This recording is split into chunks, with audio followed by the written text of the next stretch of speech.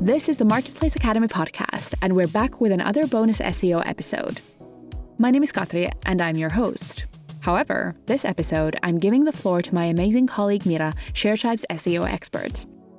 This fall, Mira wrote an article series on Marketplace SEO for ShareTribe's Marketplace Academy, and for it, she interviewed the people who know about the topic the most. The guest in this episode is Michael Caldwell, an SEO expert and Marketplace founder. Michael started his first marketplace, Gigmasters, when the word marketplace was not even yet used in the context of online platforms. Currently, he is the founder at Petworks, a marketplace that connects pet parents with various pet service providers. Michael shares his experience on how the SEO landscape has changed since he started, emphasizes the importance of baking SEO into your marketplace early on, and also which SEO tactics to avoid and what to invest in instead. There is some background noise in the recording, but I hope that does not take away from learning about SEO in this treasure trove of actionable advice on nailing your marketplace SEO. Michael has decades-long experience in marketplaces and search engine optimization, so if you're looking to learn about either, you're in for a treat.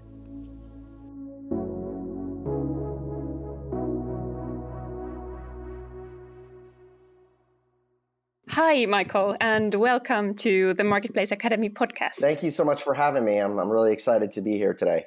It's truly great to have you here to share your expertise because you've been working with marketplaces for quite some time now. So you founded Gigmasters in the late 90s as a platform for helping musicians find paying gigs. And now you're the founder of Petworks, which is a marketplace that connects pet owners to various pet service providers. Could you share a little bit about your journey with marketplaces and what it was like to build Gigmasters before the online marketplace boom?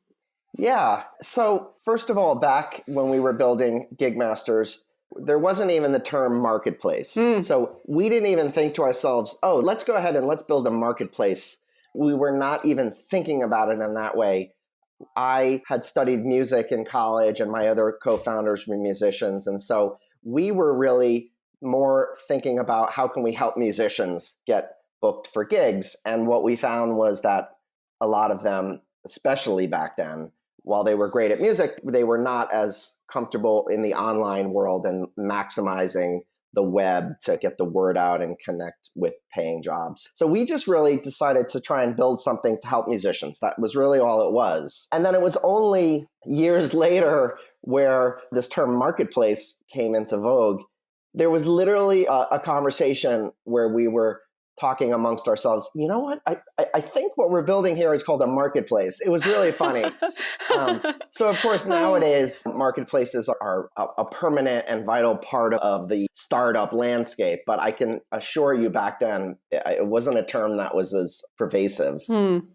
And how soon did SEO come along as a growth strategy for Gigmasters? How did you realize that SEO could be a growth lever? Yeah, so it was not something that we thought about right away. Marketplaces deal with this chicken and the egg situation where do I focus on getting the supply side first or the demand side? And so anyway, back when we were first starting Gigmasters, we knew we just needed to get musicians onto the platform.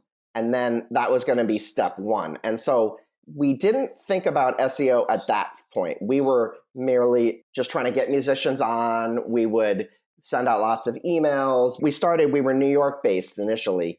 And so we would go into New York City and we would go to clubs and hand out paper flyers to try to spread the word about Gigmasters. We would go to music festivals upstate New York and throughout the Northeast. And so initially we were focused on just acquiring musicians to the platform.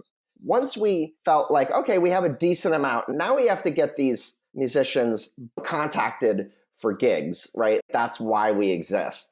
And it was at that point where we started discovering and testing out some of the early SEO concepts. And the other thing that I will add is we were bootstrapped in those early years. Actually, for most of Gigmasters, we were bootstrapped. And so when you don't have the luxury of a huge marketing budget, you have to get very scrappy. And SEO is really, in my opinion, very well suited for a bootstrapped company because it's certainly not free. You spend hours and hours of time on it, but it's something that you can do without a huge marketing budget. You can use just hard work and a lot of research and a lot of testing and trial and error, and you can really find great success in it. Yeah. Speaking of trial and error, what would you say were the most important lessons you learned from building Gigmasters that you then adopted with Petworks? Obviously, the SEO landscape has evolved greatly since we first started Gigmaster. So there are certainly things that we did back in those early days that are just not as important. They're not as effective anymore. For example, keyword density, right? Like we would look at our page titles and we would run tests to make sure that how many times are we repeating the same word? I'm just giving it like a simple example, and there's many more like that.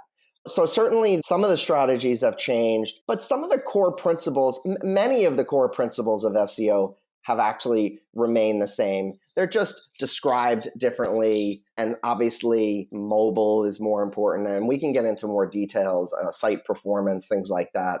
But I think the biggest, broadest lesson that I've learned is just SEO, especially for a marketplace, it's something that needs to be woven into the DNA of the company.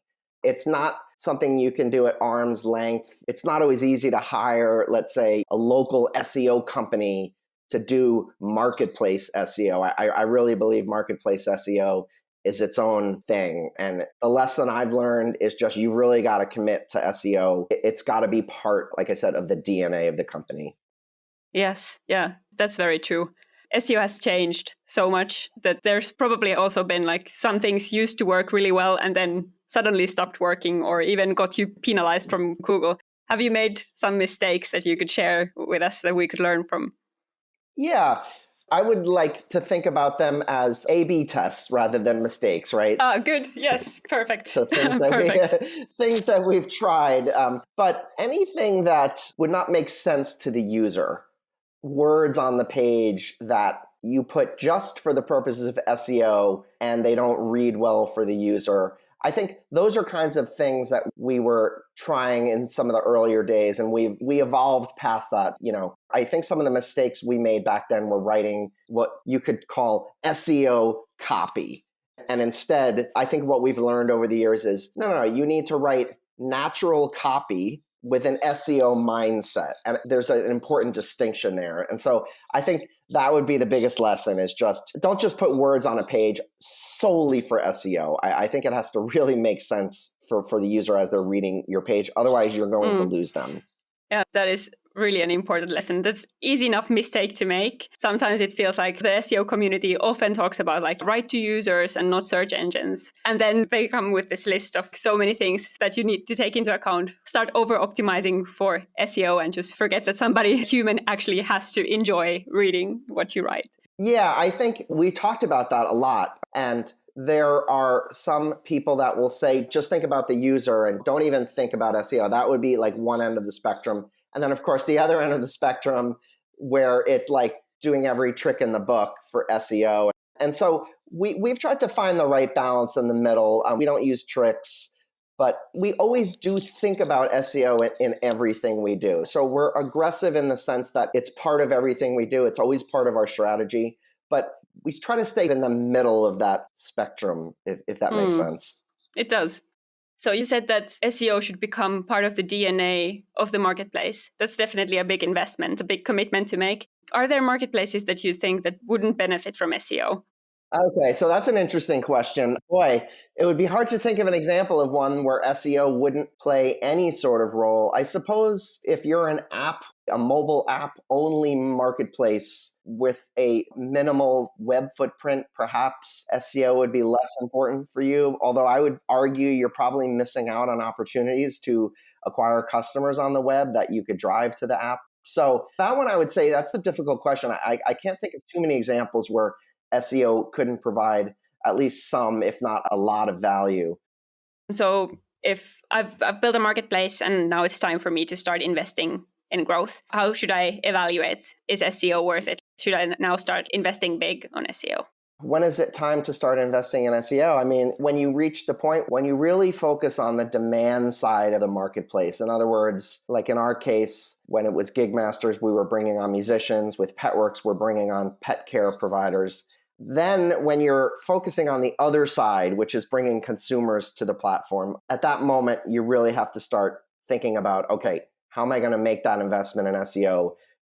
You have to assess the team that you have. Do we have the right expertise? We can get into this later, certainly, but I would highly encourage any founding team to make sure that they've got a strong technical founder who is open to spending some of their cycles building up their expertise in technical SEO. It's something that not all technical people are interested in SEO. There's some developers that would rather not even think about it. But you want to make sure that whether it's a founder or whether it's programmers that you're hiring, they need to understand how important SEO is to you as a company. And so when they're writing code, it needs to be well organized and clean. And so there's technical ways that you can evaluate code and whether or not it's SEO friendly or not. And those are important things. So as you're building the team, you need to keep that in mind. Would technical SEO be the key reason why you're saying that marketplace SEO is its own thing? Or is technical SEO the biggest challenge? Yes, I think technical SEO is certainly one big reason, because when you've built a marketplace, much of your site is dynamic. And so you might have pages that are repeated across different categories or locations. And so it's different from a small site that might have some static content. The way in which you implement SEO improvements across a marketplace, just implementing them is harder than with a more content-driven website. Although those have their challenges as well, which I'm sure your audience is probably familiar with. But I think the second big challenge with marketplace SEO is, at least for us, it was the scope of what we were trying to optimize for. I mean, I'll go back to Gig Masters again. We started with a certain amount of categories, right? Bands and DJs and string quartets. But then as time went on, we realized we needed to create more categories, more specific categories, reggae bands and mariachi bands and acoustic guitarists. And before you know it, you have 40, 50 categories that you're wanting to optimize for. And we would try to hire local SEO companies or experts, and they would become quickly overwhelmed with the scope of what we were trying to optimize. They're not used to it. Like if you hire somebody who maybe they've done work for one restaurant or a doctor's office, and they maybe have 10 total keywords that they're optimizing for, and it's a lot of static content, that's a whole different ballgame from a marketplace where you're optimizing across 50, maybe 100, maybe more categories or products, and then multiplied by multiple locations. So in our case, we were throughout the US. And so we were trying to optimize for searches like reggae band Boston and DJ Houston. And it's its own thing. So you have to approach SEO in a macro way. And that's why I always talk about marketplace SEO as being its own thing. And even though we were a small company in terms of number of employees and revenue, what we were trying to undertake from an SEO point of view was big. And so we quickly realized that this wasn't something necessarily that we could just hire like a local SEO group to do for us. We had to bake that into, like I said, the DNA of the company. This had to become a core expertise. And very much the same with Petworks. We knew from the beginning that this was going to be something that, fortunately, we had a playbook to follow from the first time around with some modifications. But we knew that this was something that needed to be a core capability for the company. It sounds like this also relates to marketplace site structure and just the mere size of the website. Yeah. We talked a little bit about this with Mike van der Heyden, who is the CEO of Portal Ventures. And he said that one of the biggest challenges marketplaces have is that the site just easily becomes very bloated with lots of categories and subcategories and lots of user-generated content. Did you pay attention to site structure from an SEO point of view? Yes, most definitely. So with Gig Masters, it evolved gradually as we were learning. With Petworks, I had an opportunity to start with a clean slate and say, how do we want to do this with everything we've learned?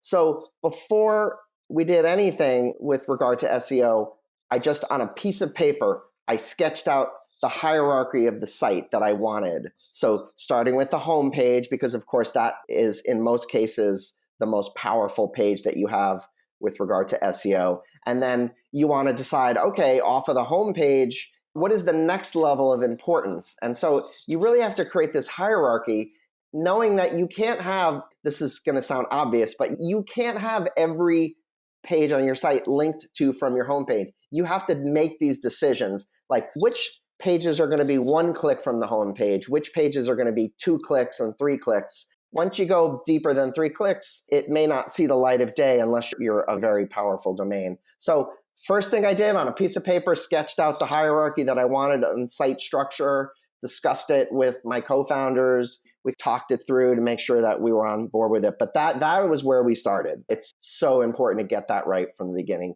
because it's really hard to just change your site structure later.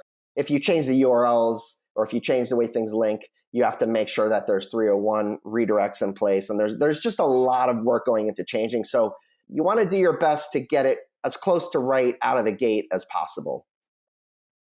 About site structure, if I can ask like a really concrete question, like for most marketplaces, what would the basic hierarchy look like? Is it the homepage and then category pages and then listing pages underneath? Or is it more complicated than that? It probably depends on each marketplace's specific situation.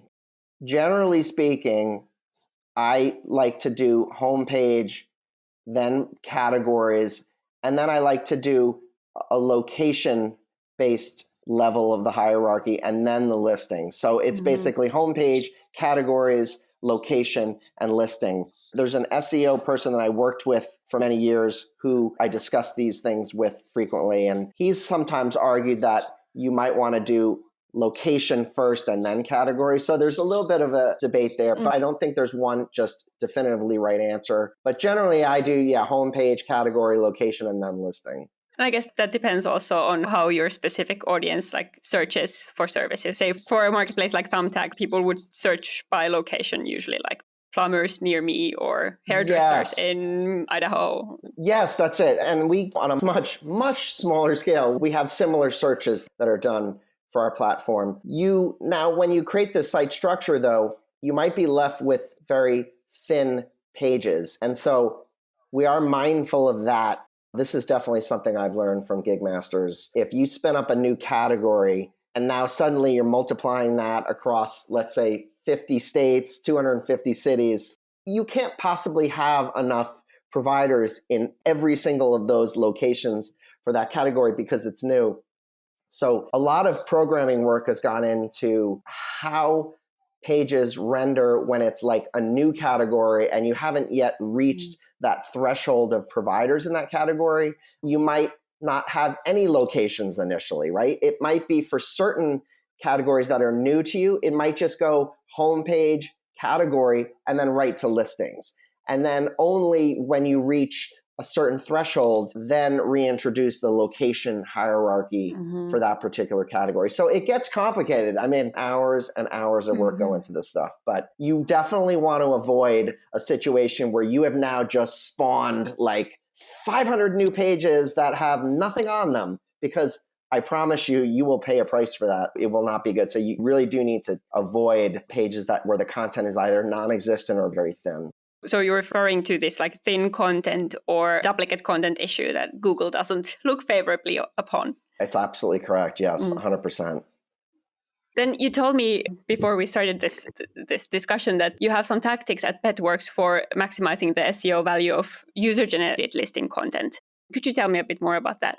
Yeah, so the pet professionals that list with us, they create their own listings. It's thanks to ShareTribe's platform, that part of it was built for us, which was amazing.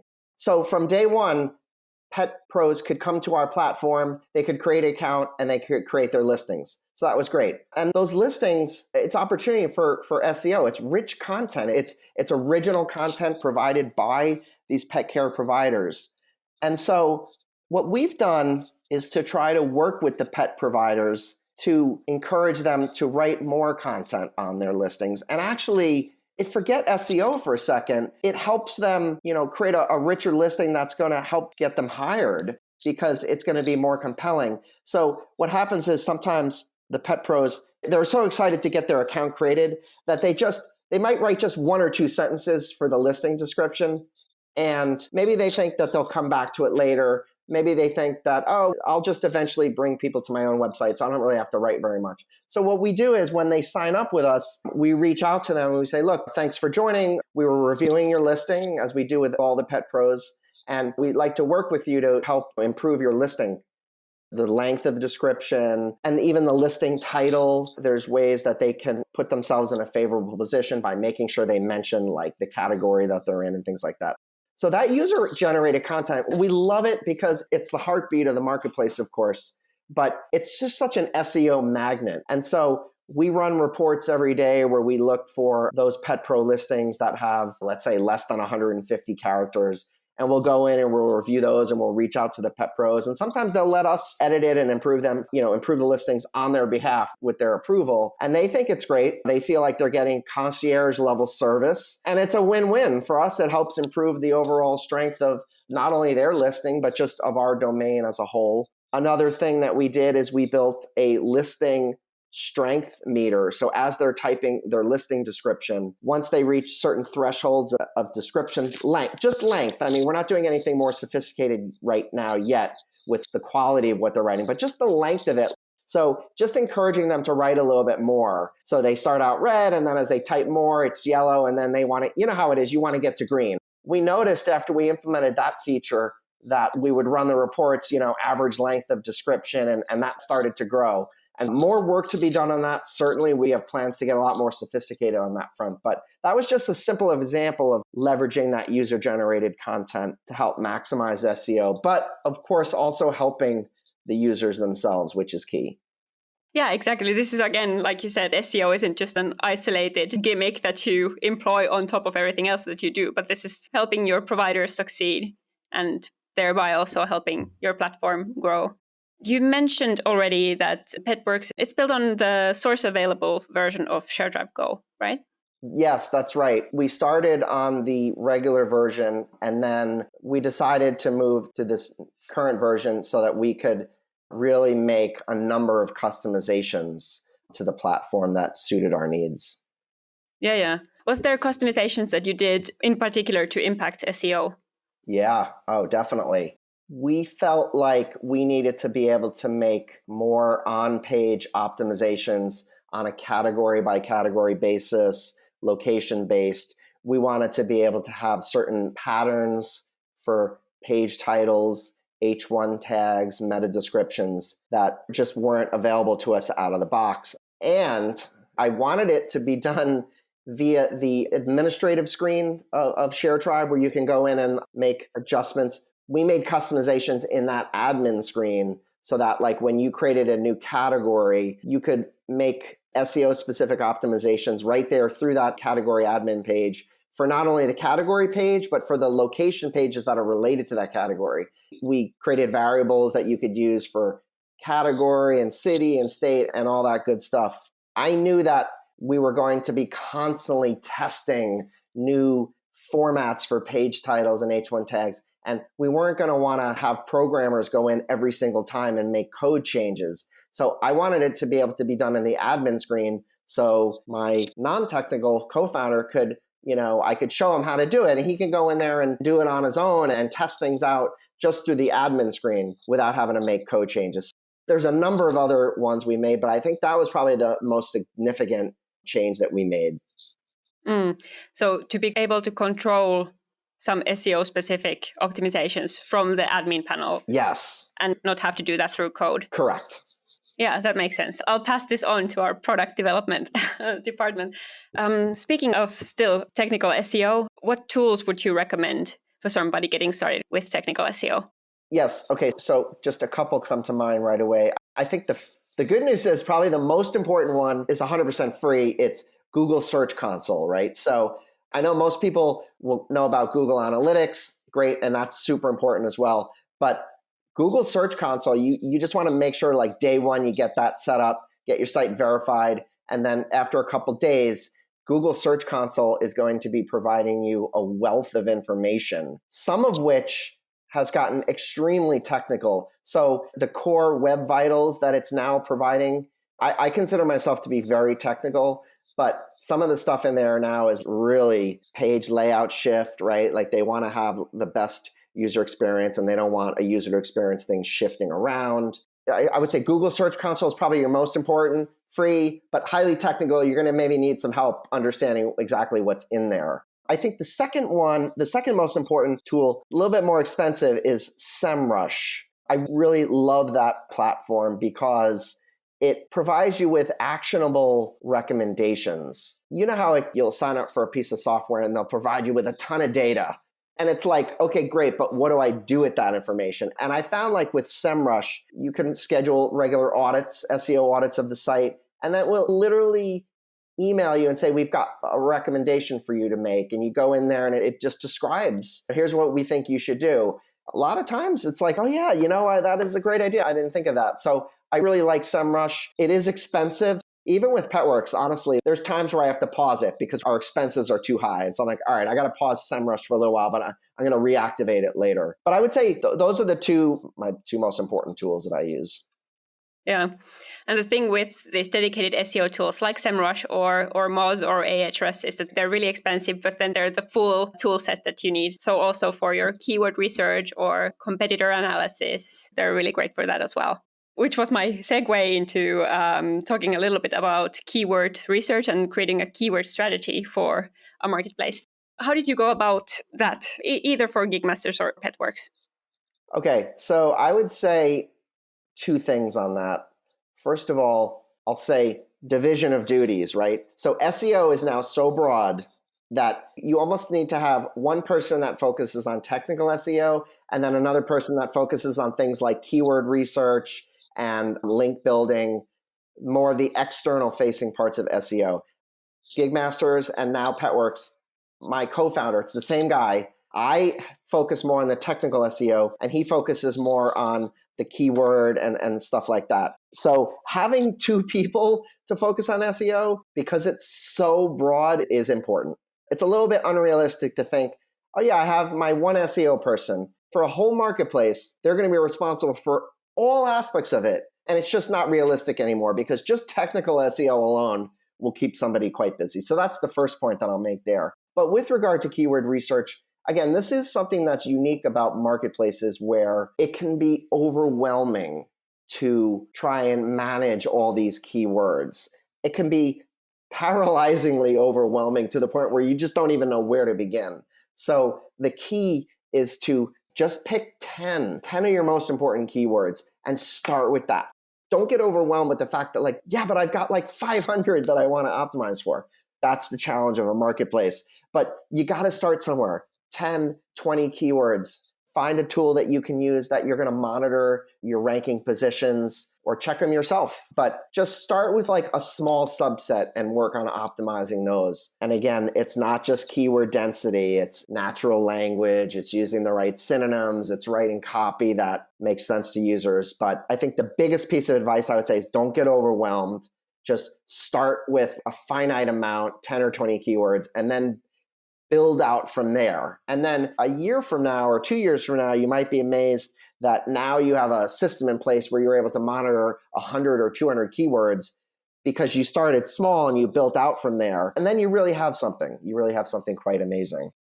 Did you have any trouble determining whether to focus on demand side keywords or supply side keywords? Or was it clear from the get-go that SEO works for the demand side? We have always focused our SEO efforts more on the demand side.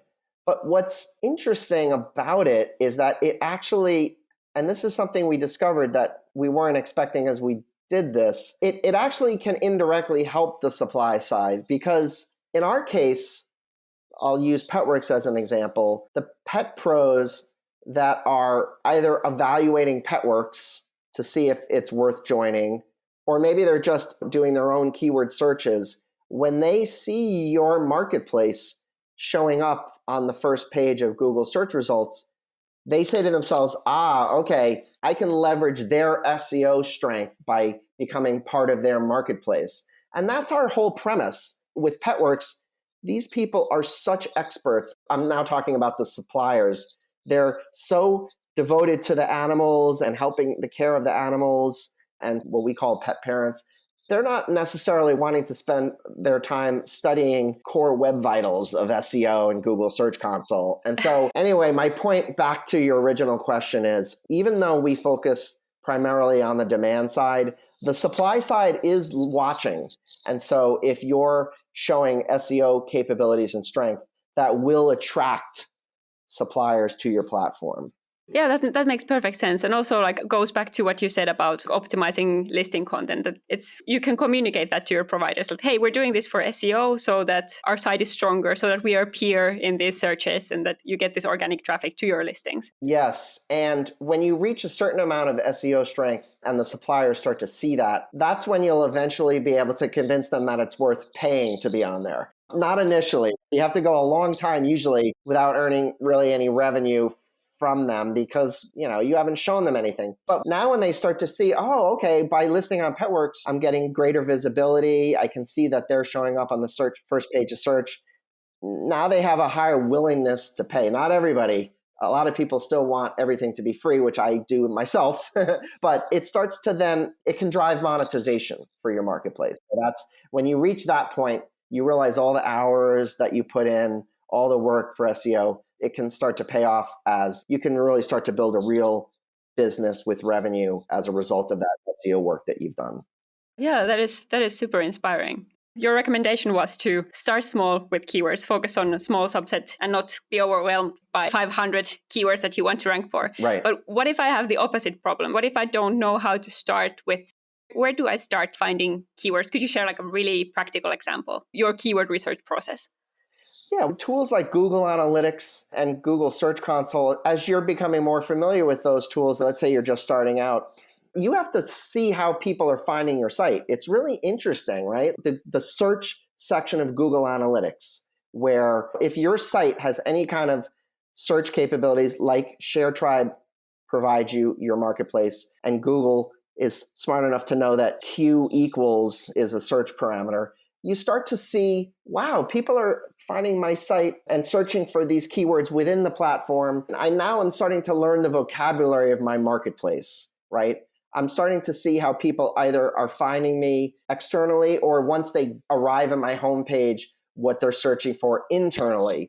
Those two things together can start to inform you as to what are the most important keywords. So that's step one, is learn what people themselves are typing. That's probably the most important. But then step two of that is now do a little bit extra keyword research to know alternative keywords that maybe you're not realizing are also important. I think, for example, with Petworks, pet training is a big part of pet care, right? You get a new puppy, very rambunctious, you want to hire a pet trainer. So that's one of the big categories on Petworks. We discovered that people are searching for puppy training and dog training. And we realized that we were just thinking pet everything, and to expand the vocabulary of our keywords and make sure we're using all variants of these category names, pet trainer versus training, dog trainer versus dog training, making sure that we're incorporating these keywords in various places on category pages, encouraging back to user generated content. Are the listing descriptions using a nice mix of these keywords? Again, it's a big undertaking, but anytime you launch either a new marketplace or a new category within a marketplace, there's this learning curve where you're starting to become a mini expert in that particular category. And you're starting to learn the lingo, the language, the vocabulary of that category. And then you just got to make sure that your site is covering that. And there's times where you may say, you know what, I got it wrong the first time, even just the main name of the category. I was too broad. I was not thinking what users are typing. And so maybe you have to change the category names and make sure any old URLs are redirecting to new URLs. There's a lot of work involved in that. But it's definitely a process as you're spinning up either the marketplace as a whole or a new category to kind of again, learn that vocabulary. Yeah, that's really great advice. A fourth category that I will discuss in my Marketplace SEO article series will be link building. Has active link building played a big role in your SEO efforts? Yes. When I talk about things that have not necessarily changed very much with SEO principles, I think when site A links to site B, that's a vote of confidence for site B. And so you want to be site B. But how we've gone about it, I think, has changed. We definitely avoid, I guess I'll start with some of the things not to do. Don't buy links, as tempting as it might be. We don't do that. And we're also mindful of non-reputable sites that are linking to us. Google has a whole process where you can disavow links from sites that are of not a good reputation, because that will actually hurt you. And SEMrush has a really great way of letting you know that they've found these sites that are linking to you that are of poor reputation, so you disavow. So anyway, let's get the negative stuff out of the way, things to avoid. With regard to, our overall link building strategy, we try to get with Petworks, and we employed the same technique with Gigmasters. When a pet pro signs up and creates this great listing, and we vet each pet care provider that signs up, and once we feel like we've approved them for our platform, this is a link building technique that we've used. We provide them with a snippet of HTML and a Petworks approved badge that they can place on their website, and that links back to their Petworks listings. It's like a very nice looking badge that looks great on their own website, and it helps build a link back to Petworks. So that's just one link building strategy that we've had success with, because, for example, with Petworks, we have over 5,000 pet care providers on the platform. So even if a small percentage of those pet pros provide a link back to us from their website, it really helps in a really organic way build your links. The second link building strategy that we employ is that the pet pros, again, this is back to user generated content again. We have an articles section, a blog section of our site. And it's all articles that the pet pros that list with us, they contribute those articles. They have a bio and they have author credit. We let them link back to their own website. So it's a big benefit for them. We share it out on our social media. So let's say a pet pro writes an article about pet nutrition, and we publish it on our platform. We share it out to our social media community. And then that particular pet pro, they might want to share it also. And so then you start to build links back to this content. I like to think about it as a win-win, because the pet pro is gaining visibility, right? They get to share their expertise, their point of view. Maybe it drives some traffic back to their main website. But then it's also helpful for us as far as building up those number of backlinks that exist. Yeah, I love those both examples, because they leverage what's unique about marketplace businesses is the user community. So it's not Right. Marketplace SEO isn't this own thing only because marketplaces have their own specific technical issues, but also because there are these massive opportunities also for SEO in this very unique business model. That's right. Well, you already mentioned that don't buy links. Are there any other link building strategies that you would recommend marketplace founders to avoid? Yeah, definitely don't waste your money trying to buy your way into link building. There's no quick overnight, I'll just buy my way into it. This is a process that takes time, and it takes, a commitment on your part to invest in building content that people will link back to. I remember when we launched Petworks, again, thanks to ShareTribe, we were able to spin up the marketplace itself quickly. So that was great, but no backlinks. And I thought to myself, with Gigmasters, over so many years, we built up this amazing amount of backlinks. And now with Petworks, I'm starting at zero again. And it's oh boy, is there any way I can just skip and speed it up and press a button and suddenly I'm going to have backlinks? And no, the answer is no, there's no way. So you start at zero, and then you get one, and you should celebrate that. And then you have 10 backlinks, and you should celebrate that. And then eventually you get to 100 backlinks, and you'll celebrate that. And then down the road, maybe a couple years later, you'll have 5,000 backlinks, and somebody will ask you how you did it, and you'll say, oh yeah, it was easy. But you just realize that you spent a lot of time building that, and there are no shortcuts. Yeah, so just build natural links through natural relationships with your providers and with your community. Yeah, I think your providers are probably your best source, in my opinion. This has been such a fantastic discussion. I've learned so much. I wish every ShareTribe marketplace founder could have an hour with you to talk about SEO. Thank you so much. And I will say that I'm just such a fan of ShareTribe. And when you reached out to me to do this, I was thrilled. As I talked about with Gigmasters, there was no ShareTribe, and we had to build everything from scratch. And when I was doing Petworks and I found ShareTribe, I was just blown away. And I'm so thankful that you guys exist and you're providing this way for just the everyday person that doesn't have $100 million in funding to be able to create a marketplace and find their niche. And I just think it's the greatest thing. So again, thanks for creating such a great platform. Thank you. That is super lovely to hear. To conclude, any final words of wisdom, if you could share like one bit of advice for a marketplace founder who's just starting out and looking into SEO as a growth strategy, what would your piece of advice be? Yeah, I think overall, I would say SEO has gotten very technical as it's become more sophisticated. And so just spend the time finding that technical person to help you on SEO. And they need to understand that marketplace SEO is really its own thing. And so I would say spend that time, talk to a lot of people, ideally find somebody who has done any kind of marketplace SEO. Do they know what core web vitals are and some of those more technical terms? And just find that technical partner. I think that's really important in today's environment because, yeah, Google has gotten more sophisticated in how it's judging your pages. And so you need to be able to understand and make those improvements. So just build that right team from the get-go. Yeah, that's really well said. Finally, would you like to share where people can find you and where they can find Petworks? Yeah, so petworks.com. We are based right now just in the US, but hopefully over time we'll expand into other countries. We have 40, 50 categories of pet care. We call them pet parents, not pet owners, because people, they really, more than ever before, they're treating their pets like kids. And so we have categories that you can't find anywhere else. You can hire a consultation with a pet nutritionist to make sure your pet has the right diet. And we're not just dogs, not just cats. We recognize people have all kinds of pets. And yeah, definitely check us out, petworks.com.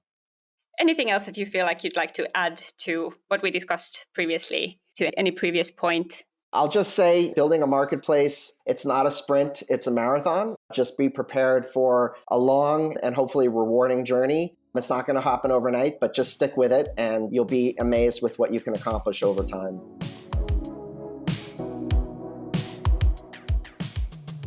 Check out Mira's article series, The Complete Guide to Marketplace SEO in Marketplace Academy at sharetribe.com/academy. Our academy is your #1 go-to source for marketplace knowledge out there. And make sure to subscribe to this podcast to get our best articles and future bonus episodes in podcast form.